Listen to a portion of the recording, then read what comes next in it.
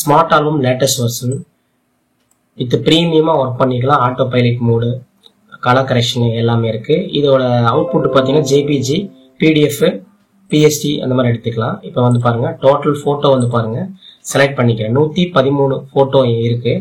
இது வந்து auto pilot மோடை கிளிக் பண்ணிவிட்டு நம்ம சீட்டு வந்து குயிக்காக பண்ணிக்க முடியும். இப்போ பாருங்கள் நான் ஒரு 13 சீட் கொடுத்துட்டு ரேஞ்ச் செட் பண்ணிக்கிறேன். எத்தனை, அதாவது ஒரு சீட்டுக்குள்ளே எத்தனை ஃபோட்டோ அடுக்கணும்னு செட் பண்ணிட்டேன் அப்படின்னா 8லேருந்து 10 ஃபோட்டோ. இந்த 13 சீட்டு நம்ம ஃபோட்டோஷாப்பில் பண்ணோம்னா குறைஞ்சது ஒரு 3 hours அந்த சம்திங்காக ஆகும். இப்போ நான் ஜஸ்ட்டு கிளிக் பண்ணதான் பாருங்கள் வித்தின் செகண்டில் அது கிரெடிட் ஆயிடும். கிரெடிட் ஆயிடுச்சு, அவ்வளோதான். இதை நீங்கள் ஏதாவது ஆல்ட்ரு பண்ணணும்னா ரைட் சைடில் கிளிக் பண்ணி ஆல்ட்ரு பண்ணிக்கலாம். அதுக்கு முன்னாடி அது ஒரு டுட்டோரியல் மாதிரி காமிக்கும், அதை க்ளோஸ் பண்ணிக்கிறேன். அது இண்டிகேட் காமிக்கும். ஓகே, அதை க்ளோஸ் பண்ணி தான் இருக்குது.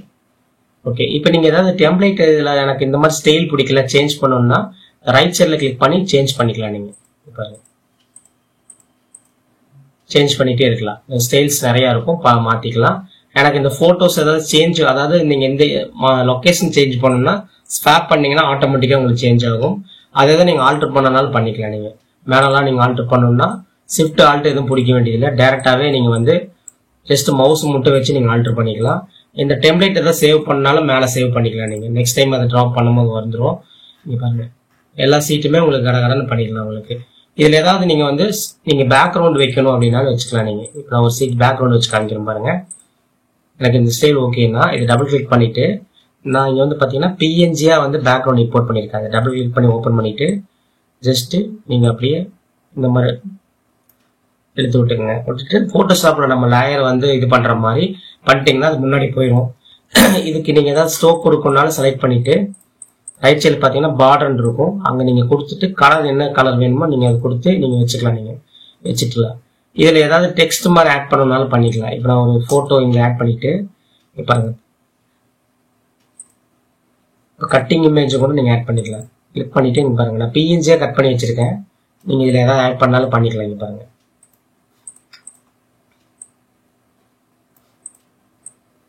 இந்த மாதிரி கூட நீங்கள் யூஸ் பண்ணிக்கலாம். நீங்கள் இதில் ஏதாவது நீங்கள் டெக்ஸ்ட் மாதிரி நீங்கள் ஆட் பண்ணுறீங்கன்னா ஜஸ்ட்டு செலக்ட் பண்ணிங்க. சேவ் டேட் மாதிரி கொடுத்துருக்க டைட்டில் இதெல்லாமே பிஎன்ஜியாக இம்போர்ட் பண்ணிங்கன்னா ஜஸ்ட்டு நீங்கள் அப்படியே கிளிக் பண்ணி இப்போ யூஸ் பண்ணிக்கலாம். இங்கே பாருங்கள்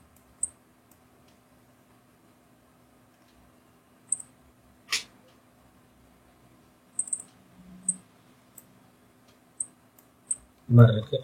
இது முடிச்சதுக்கப்புறம் நீங்கள் டேரெக்டாக வந்து பார்த்தீங்கன்னா இந்த இடத்துல எக்ஸ்போர்ட்னு இருக்கும், அதை கிளிக் பண்ணிவிட்டு எக்மோட் கொடுத்துட்டு, அதாவது நீங்கள் டேரெக்டாக பிரிண்ட் கொடுக்குற மாதிரி இருந்துச்சுன்னா ஜேபிஜி எடுத்துக்கலாம். கஸ்டமருக்கு ஏதாவது நீங்கள் ப்ரூஃப் மாதிரி கொடுக்குற மாதிரி இருந்துச்சுன்னா பிடிஎஃப் எடுத்துக்கலாம். ப்ரூஃப் கொடுக்கும்போது மட்டும் இந்த செட்டிங்ஸில் குவாலிட்டி கம்மி கொடுத்துக்கங்க, அப்போ தான் எம்பி கம்மியாக வரும். பிஎஸ்டியாக எடுத்து நீங்கள் ஏதாவது கரெக்ஷன் பண்ணாலும் பண்ணிக்கலாம். எக்ஸ்போர்ட் கொடுத்துட்டிங்கன்னா டேரெக்டாக எக்ஸ்போர்ட் ஆகிரும். குயிக்காக பண்ணிக்கலாம், ப்ரீமியமாகவும் ஒர்க் பண்ணிக்கலாம். ரொம்ப லுக்காக இருக்கும் பாருங்கள். இந்த மாதிரி ஹைலைட்டாக உங்களுக்கு ஒர்க் பண்ணிக்கலாம்.